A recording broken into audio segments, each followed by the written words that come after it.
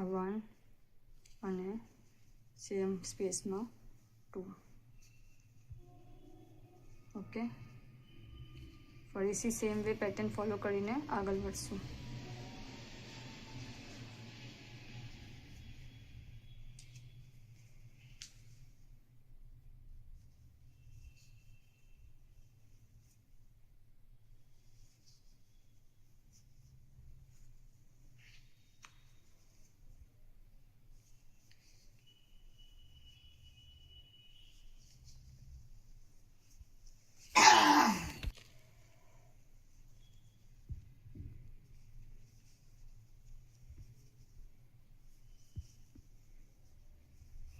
यहाँ तक अपने करूँ. હવે આ જે હેન્ડલ પાસે છે वहाँ આપણે 1 ટાઈમ કરશું, ફક્ત 1 ટાઈમ.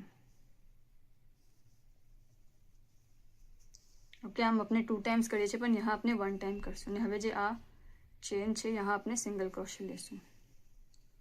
15 ચેનમાં 15 times single ક્રોશे.